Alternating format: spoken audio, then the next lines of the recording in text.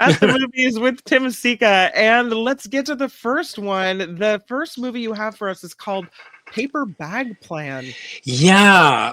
Bay Area filmmaker from Oakland, Anthony Lucero. He's best known for East Side Sushi. This is his follow-up feature. It's another heartfelt indie. His new film is called Paper Bag Plan, and it follows a young man whose devoted father and caregiver is diagnosed with cancer. So, faced with the question of who will look after his son when he's gone, the father sets out to teach this young man the seemingly simple but in this case life-changing skill of bagging groceries, hence the title Paper Bag Plan, hoping that it will lead to his son's first job and a measure of independence for him too. So anyway, yeah, Bay Area filmmakers' first exposure to this movie was when it was screened earlier this year at SF Indie Fest, following a very successful festival run.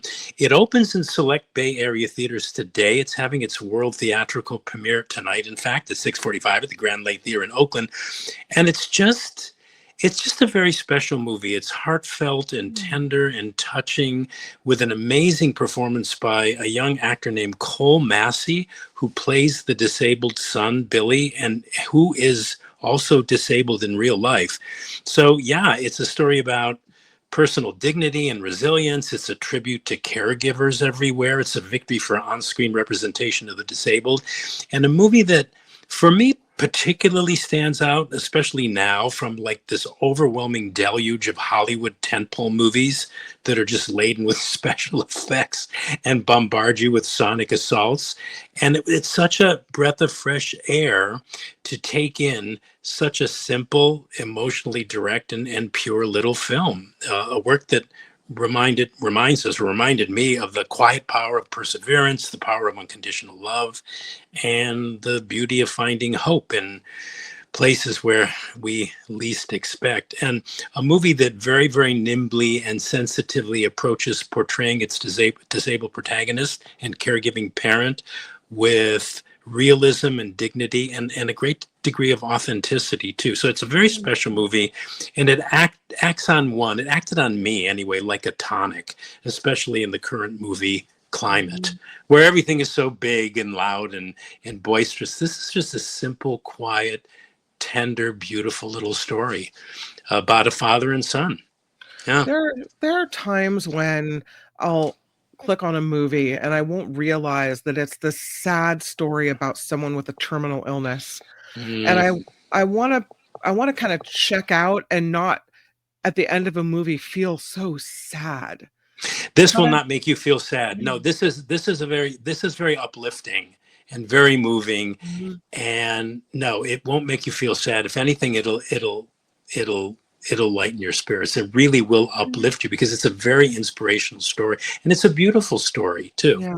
So yeah, no, this is not that kind of movie, Kim. So you don't have to worry about it. I'm glad I asked the question. That's awesome. Me too. Yeah. This one I saw you had on your list, and I have not heard of this one ever. Allihopa. Yeah, Allihopa. Yeah. It's the first of two documentaries we're going to talk about this week. Allihopa, the Dalkurd story. It's a sports documentary, and it's much more, really, if I can get to it. But firstly, as a sports documentary, this very entertaining and very accomplished movie, it definitely deserves, in my opinion, inclusion among the classic sports documentaries that define the cinematic sports documentary canon. And it's about a group of Kurdish athletes, Kurdish soccer players, refugees who've been embraced and welcomed by Sweden and Sweden's soccer league in the hopes of distinguishing themselves as athletes and as inspirational representations of the Kurdish people, who, while numbering like in the 30 to 40 million population range and one of the largest ethnic groups in the Middle East, they're famously the world's largest ethnic group without a sovereign state. And Dalkurd is the name of the footballer, the soccer team that was originally set up to give these Kurdish refugees, showcased in the film, in a working class Swedish town, something to do. There were all these refugees coming, and so it was decided that, hey, let's form a soccer team, and the Swedish organization welcomed them into their group so that they could compete professionally. And the movie then documents the team's wins and losses in several games in which they're competing, all building up to this championship match. And in context of the film, Allihopa is Swedish for all together or everyone, which reflects the spirit and the unity and collective resilience that the film highlights in the telling of this soccer club founded by Kurdish immigrants in Sweden. And the title thus emphasizes both the team's togetherness and its broader message about belonging and identity. And as a movie, it's got everything. I mean, it's got suspense as we watch this team of soccer players surprise everyone and defy the odds. Mm-hmm. We learn a lot of history about the Kurdish people and their displacement. The film's got emotional heft and uplift in spades. There's deeply rooted human interest going on here as various members of the team are profiled. We get to know these guys. We're really rooting for them. And it's just an expertly assembled, beautifully directed and edited piece of work from director's name is Kordodowski and the Bay Area's Jose Moreno Brooks, respectively. They directed and edited it. That, in summation, in my world, it's just one of the best sports documentaries to emerge in years. And what more can you ask for in a movie? It's got everything. It's just terrific, and it begins streaming today on Amazon Prime. It had a really good festival run, but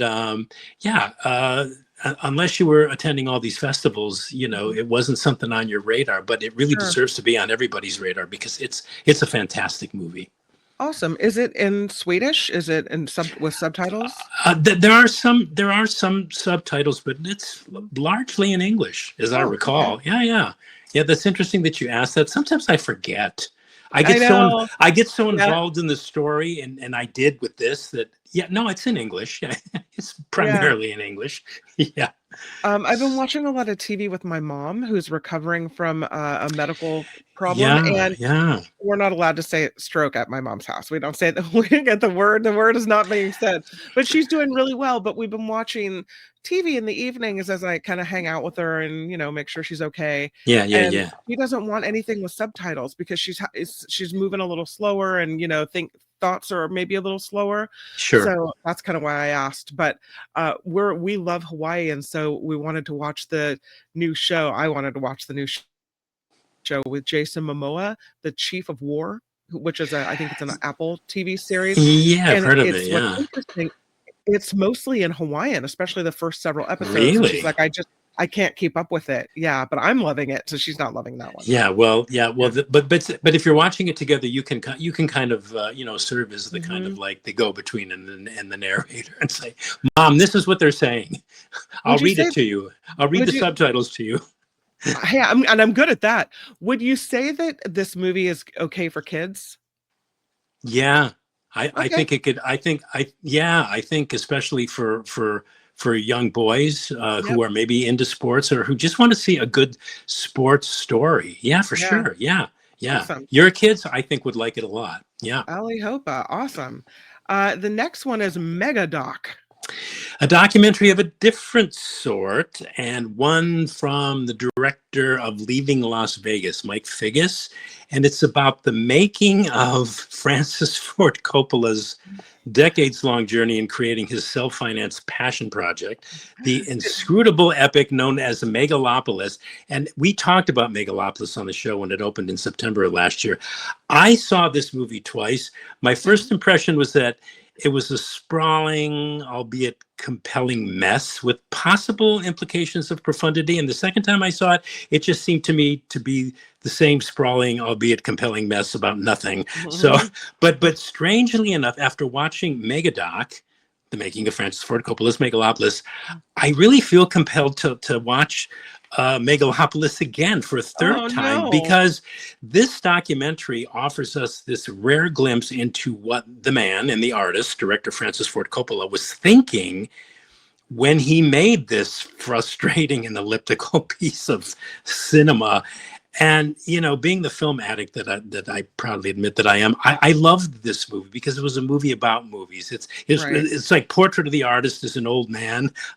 It's Mhm. not only about the making of Megalopolis, but it's about one of the cinema's foremost movie artists, the filmmaker who Mm. definitely has the right to claim that title of an artist, Francis Ford Coppola, the director of the Godfather films, Apocalypse Now, The Conversation, tons of great movies, Mhm. and this very special documentary film allows us entryway into Coppola's mind, how he approaches films. This one in particular, which has been in development for like 4 decades. His wife Eleanor, who recently just passed away last year, on camera says that for Francis, the beginning of a film he is about to direct is Francis asking a question, and the making of the film is about Francis finding the answer. Mhm. And that his scripts, well, this script of Megalopolis in particular, I think it was John Voight, one of the stars of the film, said when he was asked if he understood what the movie was about, and he said that as an actor, certainly in the case of Megalopolis, the script's not something that you understand. He said it's something to see as a possibility, which I thought was an interesting insight, I guess, or a Mhm. ridiculous one. I don't know. And as such, there are a lot of other observations and comments made by several of the actors and technicians who worked on the film. Coppola's emphasis on how the process of filmmaking has got to be fun, with an emphasis on play instead of toil when you're making a film. Mike Figgis, the director of this documentary, lends some interesting observations on camera about the challenges, the pitfalls, and the pleasures and the perils of the filming of a feature film being filmed. So I thought some of those meta observations were just fascinating. And now a suggestion here. Don't Anybody thinking of seeing this movie, don't come into Megadoc thinking you're going to get a reading on what Megalopolis actually means. I don't know if anybody will ever know what it actually means. I don't even Yeah. know if Coppola himself knows what it means. But yeah, maybe that's the point of the movie itself, which Megadoc captures and captures it very skillfully and very entertainingly. This is like catnip for movie buffs. Okay, I'm getting Megadoc. from So you that you liked Megadoc better than Megalopolis. I certainly enjoyed Megadoc a lot more than Megalopolis. Megalopolis was, it was a cross between a slog and just being sort of like momentarily entranced, and Mhm. then being slogged again, and then going, oh, well, this is interesting, and then getting really bored. It's a yeah, yeah. That's Megalopolis, but Megadoc is yes, it's much more entertaining than the movie that it's documenting, and yeah. But I mean, it'd be great to watch the movie, watch Megalopolis, and then check out this documentary. And then at least you'll be glad you subjected yourself to this very infamous movie. I mean, Is Megadoc in theaters or on TV? yeah, it's in theaters. Yeah, right Okay, now it's all in right. theaters. Yeah. Let's take a look at this one. It is called The History of Sound. Yeah, this is directed by Oliver Hermanus, and it's a period romantic drama film which Hmm. follows the relationship between these two men. They're in the poster there, played by Paul Mescal, who's on the left, and Josh O'Connor, Mhm. both superb and very versatile young actors who meet in 1917 while attending the Boston Music Conservatory. They bond over a love of music, become romantically involved, and after World War I, travel together collecting and recording folk songs of their countrymen in rural Maine, where they lived for a time in the summer of 1920. Hence, it's called The History of Sound. And the story focuses on a 10-year period between like 1917 and 1927 in painstaking period detail. That poster's in black and white, but the movie's shot in glorious color. Mhm. And the detail, the period detail is so rich that you feel like you're literally back in that time and living in New England and Italy and England. The story jumps around a bit. But yeah, I like this movie a lot just as a piece of cinema. It was reminiscent to me of like a Merchant Ivory movie. I was thinking in particular of Morris or Maurice, that 1987 British film based on the Ian Forster novel. This movie boasts the same kind of period and production design textures that movie did. Or there was another recent one, I don't remember. I may have talked about it on Nikki's show, Benediction in 2021. It was Terence Davies' film about World War I English poet Siegfried Sassoon. This movie has all the quality of those two films, but it's still very much its own creation. It's a lyrical movie with a slow but kind of steady and involving pace. The cinematography, as I mentioned, has this burnished period glow about it. It's a dreamy film. It's an ethereal movie. The love scenes are tender and tastefully rendered. It's beautifully shot. The sound design is enveloping in a way that you have to experience. It's a very specific evocation too of a period, a particular place and time about two people whom we all come to deeply care about. And because the film is so much about rural early 20th century song collecting, the movie itself almost plays and unfolds like a ballad, a kind of melancholy but like wistful song. It's just a really special movie. I really, really liked it. And this is one of those movies that you can describe as slow, but it's never boring. It's like being lulled into this world in a really masterful way. It's just a beautiful film. I loved it. It's called The History of Sound, and it opens in theaters today.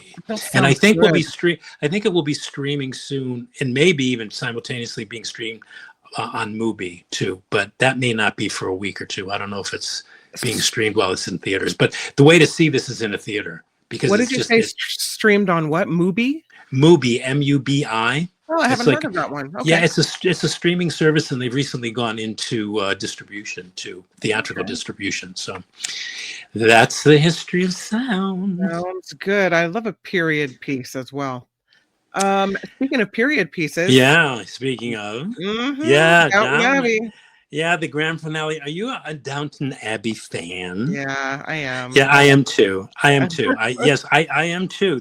Well, this is the sequel to, what was it, Downton Abbey: A New Era, and it's the third and the final film in the Downton Abbey movie franchise. And I'm a fan of Downton Abbey too. I love the TV series. I think I've watched it twice, and I enjoyed both of the films.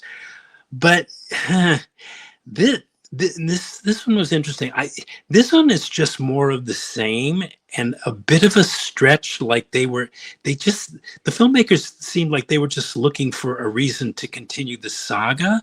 But to me, it fell kind of short in providing us with a screenplay of any real lasting merit. I mean, to some extent, I think that was unavoidable, but fans needn't worry about this movie because there's loads of fan service here. If you love Downton Abbey, I think you no doubt will love this final feature film installment. But to me, and I want to keep emphasizing that I'm a fan, and maybe because I've seen a lot of movies this week, but this movie was like vapor, which is to say not a whole lot seemed to be going on in it. I mean, Lady Mary, who played by Michelle Dockery, she scandalized because of a recent divorce. Lady Cora, played by Elizabeth McGovern, finds out that her brother, played by Paul Giamatti, has been swindled and has lost a lot of the family's money. Various staff members at Downton are retiring, and Noel Coward, the singer, songwriter, playwright, even pays a visit to Downton. So I'm going, I liked the film enough, and I guess they had to wrap up things with these characters, but in the end, I found it as a grand finale. It was pretty forgettable. I also thought, and this is carping, but the interiors in this movie were surprisingly and rather unattractively filmed. They looked weird. The pacing was a bit off. I told a friend portions of the film seemed very AI-ish. I don't know if that makes any sense. Maybe because we're deluged with AI these days, but I'm looking at this movie and I'm going, why is this feeling so weird? Why is some of the timing off? Why do not all the jokes and bon mots land? Part of the problem was that Maggie Smith isn't, she's gone, Violet Mm, Crowley, Dowager Countess of Grantham. She's mhm, no longer with us. And she was always the highlight for me of not only the series, but all of the films. I mean, her absence is keenly felt mm, in this latest, because she had superb wit and her rejoinders were so good that all that's mhm. sadly missing here. And she always had the best lines, right? Yeah. And the movie, in fact, is dedicated to her memory, which is really Oh. nice because she died last year. So what am I saying in summation? It's an okay movie. I'm glad I saw it, but while watching it, I I was beginning to wonder, and I'm probably overthinking this. I'm starting to wonder if rarefying this kind of like class versus class world of Downton Abbey is, I don't know, is a good thing. I mean, after all, really, in the end, after all, this movie, in my opinion, kind of glamorizes rich over poor, separates Mhm. class from class, and romanticizes the notion of kings. Watching it now, I'm thinking, yeah, God, this is just like benign fascism. And that could just be because I'm getting like, overpumped with all this news, but I'm Yeah, going, I don't know why, and so anyway, I it's just, I think it's just like how some people, myself included, are kind of fascinated by the crown and mhm, and the royals. totally, yeah. This movie, this just made me think about that, thinking like, I don't know, maybe I need to revisit that in my head. Anyway, it's fun. If you're a fan, you're going to love it and you're not going to care what I thought. No, I think that while I understand you kind of relating it to current times, I look at a movie like this as a kind of a checkout where you're able to step back in time. Mm, I mm, love being in that house, like, it makes you feel like you're in the house, and I love the uh-huh. cinematography in the show where you see the beautiful rolling lawns and Yeah. Mm, the hmm. grounds and the inside and the old features of the building and the Yeah. bells ringing and Yeah. all these things. And Yeah. so if it looks AI-ish, that kind of takes away from, what it was, what the series was. Yeah, well, the interiors looked strange to me, like, Mm. and they were shot. Everything looked like overly red and kind of brownish. And I'm thinking, I don't know, Oh. is this the particular like DCP or the print that we're looking at that just, I don't know, they overexposed or something. I don't know. I just kept saying, why isn't it striking me the way you just described it, and the way the other two Mhm. movies were, and the way the series was, which was, beautiful. The landscapes were gorgeous. The house inside is kind of familiar and cozy, even though it's Mhm. like so well, it's like so much ostentation. And then I'm watching this thing and she's like, yeah, you know, Cora's like finds out that like half her personal fortune is gone. And it's sort of like, well, what are we going to do now? Do we have to sell Grantham Place? I mean, and I want to go, these aren't real problems, people. Yeah. You know what I mean? I mean, it's sort of like, so instead of living in like opulent wealth, they're just going to be living in like wealth, And the other thing too, I thought the movie was kind of clumsily handled, was this thing about, oh, it's time to let go. We've got, Oh. yes, I guess we better sell Grantham House after all and just move into They this sell small Grantham apartment. House? Wait, I didn't say that. I didn't say that. Well, no, we don't actually see that happen, but I Mhm. think they conclude that that's maybe something they should do. And I want Mhm. to go, and you people are old now anyway. You don't have that much time and you're never going to want for anything.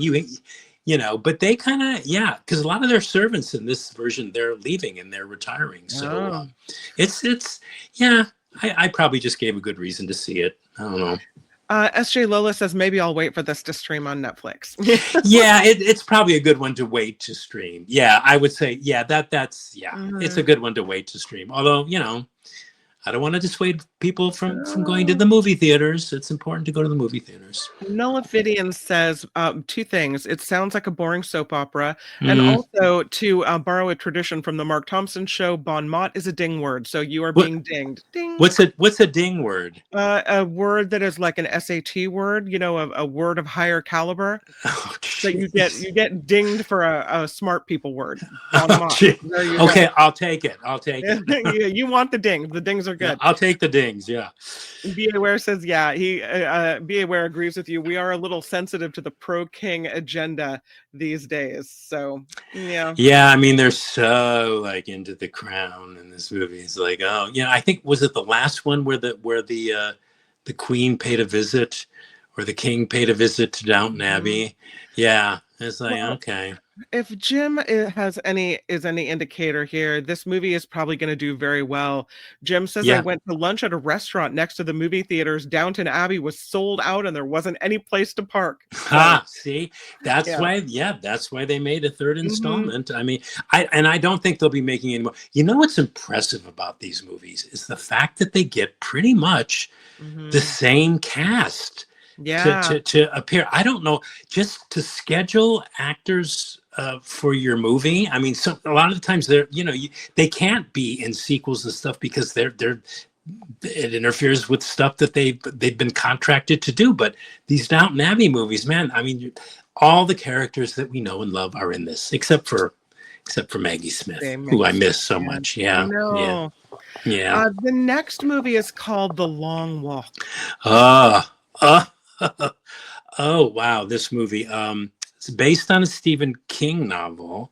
Apparently, it was the first one he ever wrote, and he did it under a pseudonym, Richard Bachman.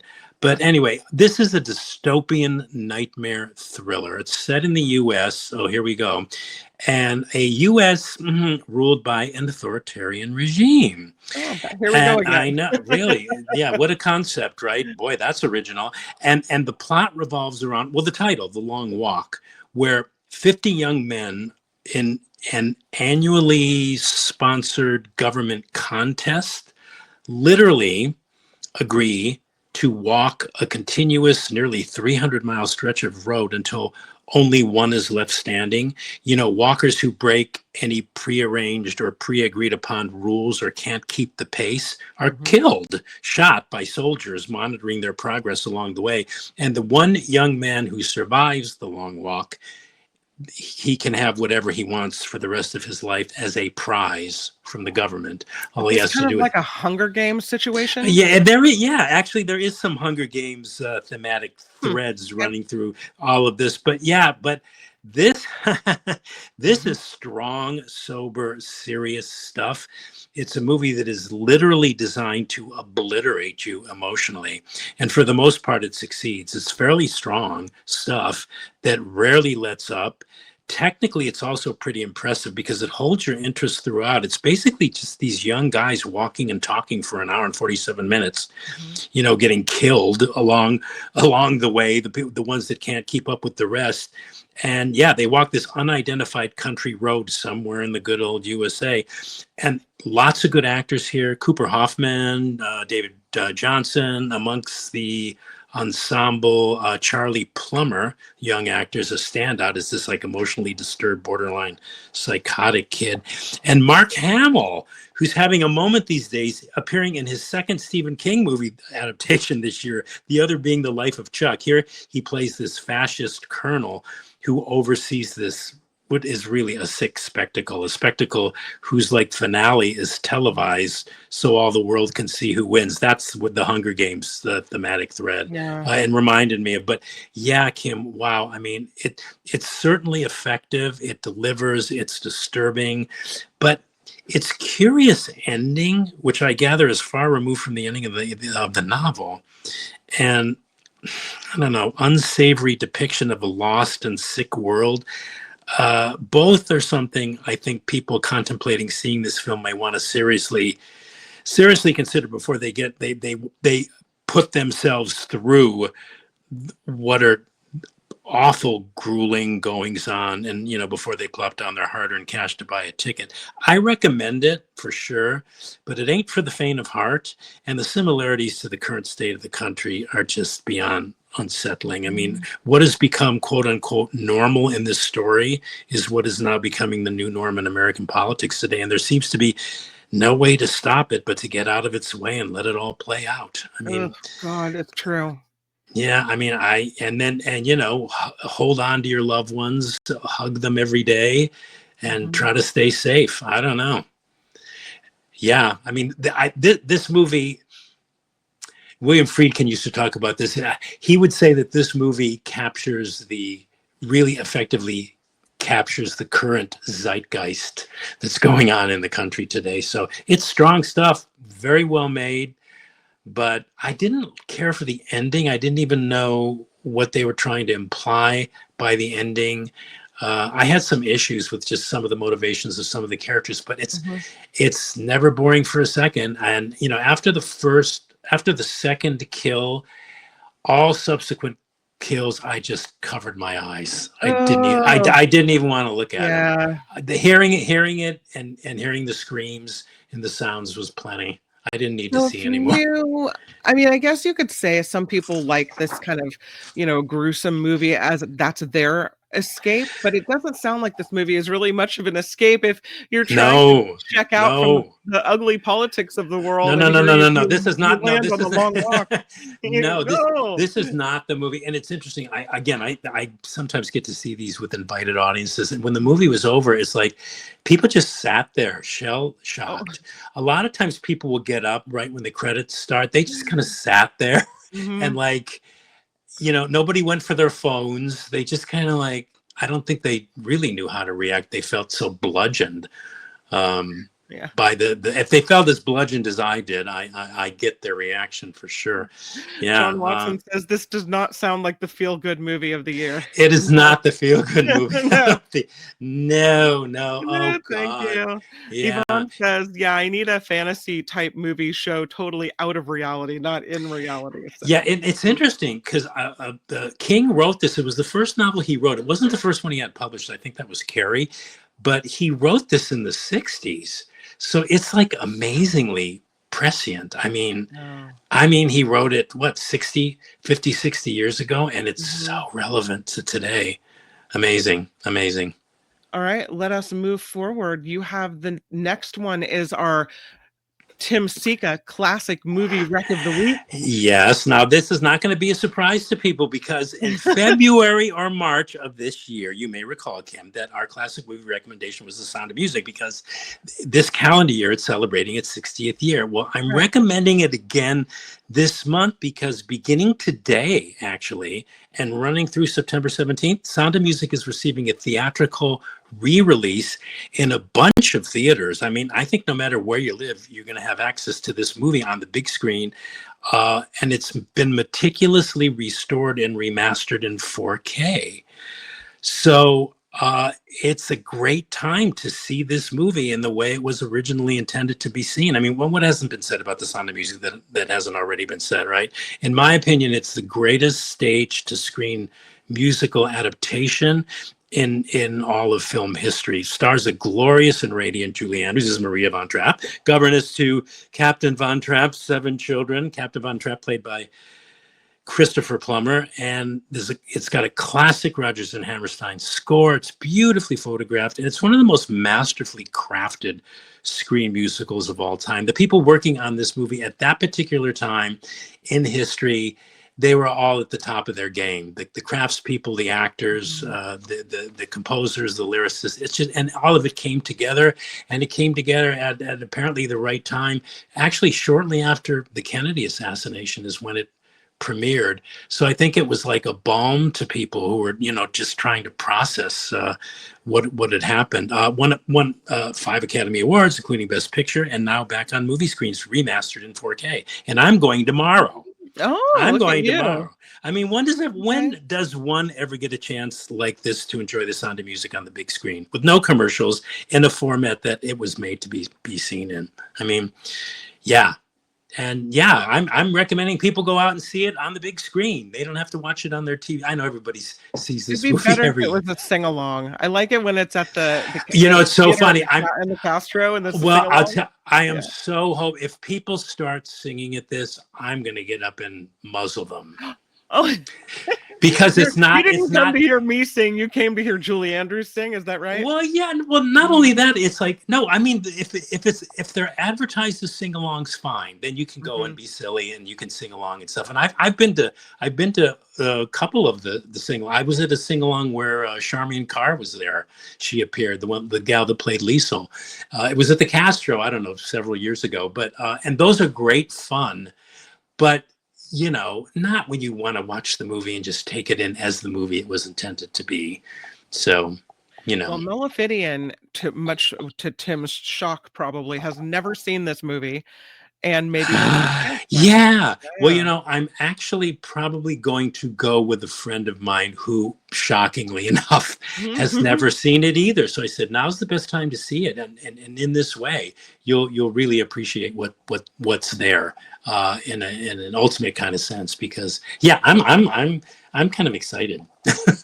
And I've seen this movie like hundreds of times. I mean, I have too, because every year when I was growing up, every year it was at least once a year, if not more, it was on, what the Sunday movie of the week or whatever, ABC right. movie of the week, Yes, or the whatever ABC it movie. was. Yeah. And so, like, my grandmother would call and say, "Oh, the Sound of Music's on," and we Yes. would all gather around the TV. Or, what was the other movies that Sound of Music? They had Chitty Chitty Bang Bang, like all these types of movies that you saw all the time were always on.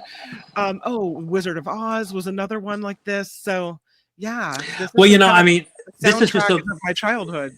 Oh yeah, me too. And I know a lot of people probably don't notice this or care, but because I'm a big fan of this movie, and I know what they do sometimes when they broadcast movies on TV.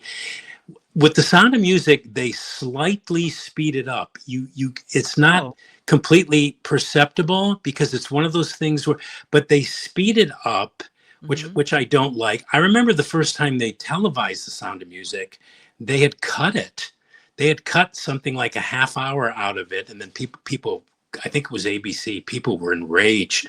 They called in those were the days when you called into the network and you complained, and they paid attention to you and they listened to you. And then so the next time they showed it, they showed it uncut. But yeah, it was advertised as the feature-length film, and they had cut tons of stuff out. They cut some songs. They cut some scenes. It was like anyway, so which is all going back to, if you go see it on the big screen, you're not going to have to deal with any of that imperceptible junk. I can just picture childhood Tim picking up the phone and calling ABC, and where you're like, no, this will not stand. No, but you know what I did do once? I went to see it.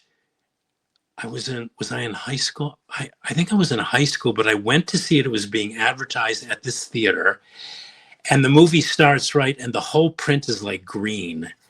It's awful. It's like a faded print. So I did write those. Again, this is showing my age.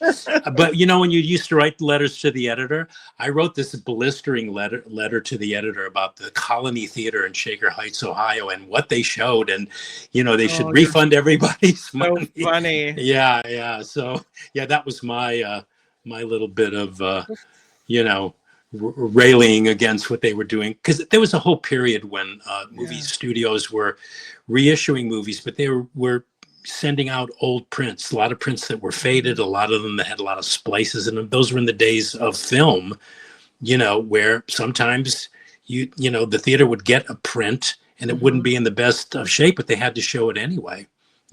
Last question I'll ask you about this is, I thought I read, and I could be wrong, but you'll probably know. I thought I read somewhere that Christopher Plummer was not happy that he was in this movie, or somehow has a lot of criticism about him, the fact that he's known for this movie. Well, initially, he was very he was out of his comfort zone. He had never sung in a movie before, number one, and it was even more like humiliating for him because he wound up having to be dubbed, which is always a blow to the actor's ego. I mean, he did go on to do a musical on Broadway called Cyrano, and he was great in it. But he later admitted, in his autobiography, he talks about this. He later admitted that he was a real a-hole on the set, and that he kind of like made amends for that, praised the fact that Julie was like, just pretending like nothing was wrong and just treating him like the great actor that he was. And he came to really appreciate, and he's written about this, he's been interviewed about it many times.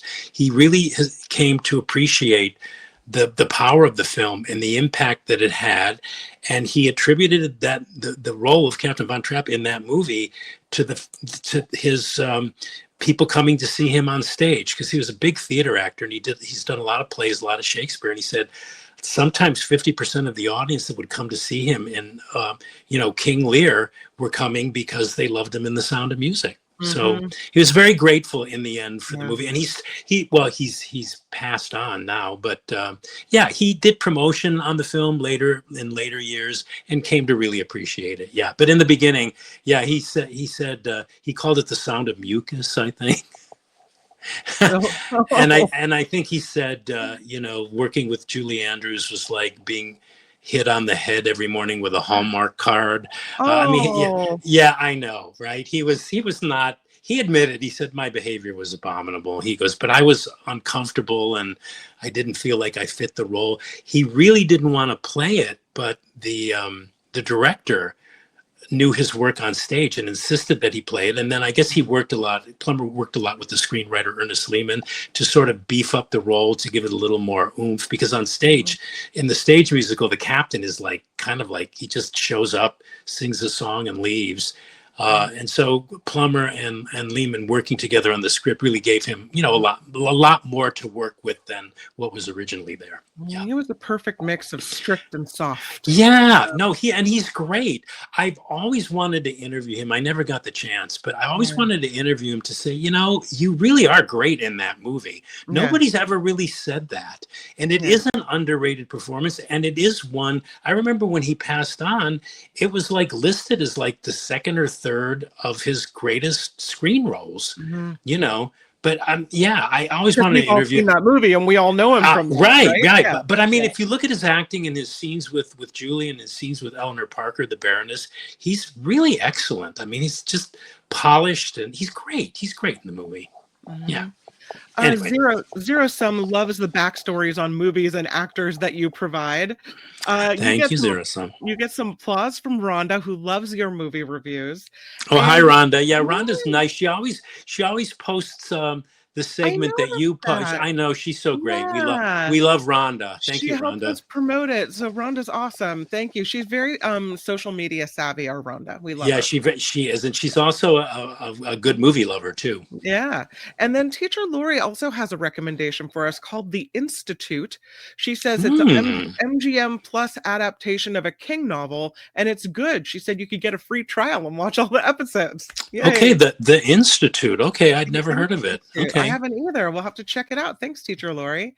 Thanks, Teacher Lori. We'll do a little recapper. Your first movie, Tim Sika, was called The Paper Bag Plan, and you said it's special and heartfelt and tender and touching, a breath of fresh air, a simple, emotionally direct, pure little film is what you called it, and allows you to find hope in unexpected places. You found it to be a tonic and an uplifting movie. That is The Paper Bag Plan. For Allihopa, this documentary, a sports documentary, you said it's full of history and it's expertly assembled as a piece of work. One of the best sports docs to emerge in years, and it is currently streaming on Amazon Prime. As for Megadoc, this documentary regarding the movie Megalopolis, you said it's kind of an explainer for Megalopolis, but also gives you a view into Coppola's mind. You called it entertaining and skillful, and I think you enjoyed this more than you did Megalopolis. I did. Yeah. The history of sound. You really like this one. You said it's has period detail that's so good. The production design is really good. You really like this movie. You called it lyrical, dreamy, ethereal. You ended up really caring about the characters, and you said the movie is similar to a ballad, slow but never boring, and it lulls you into another world. That is the history of sound.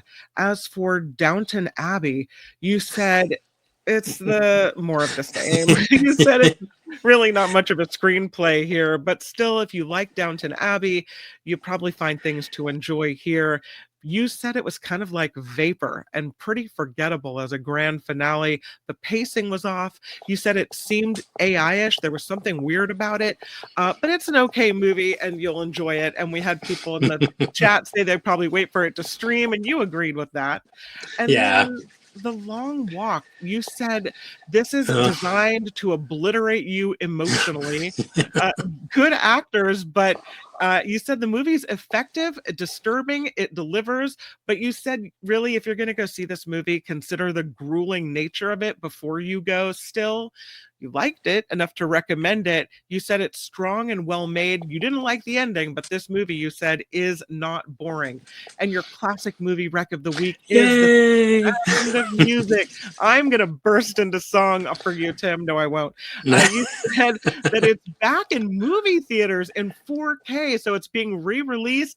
You said it's the greatest stage to screen adaptation in history. You say go to the movie theaters, see the restored 4K version, and you're going tomorrow, and we should all go with you. That's what you said. Yes. Yes. Yes. Not with you, but with you in spirit. Yeah, with me in spirit, of course. Yeah. Yes. Kim, we have I think this is a record for us. I think we've talked almost like, oh my gosh. Oh, we've talked we've done a full hour before. This is nothing, Tim.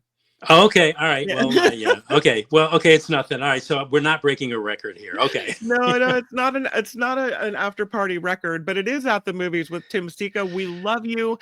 Thank you for coming and bringing us Kim. All the good stuff. Thank you. And okay. Talk to you next week. Have a good weekend. Bye. At the movies with Tim Sika. Bye, Tim.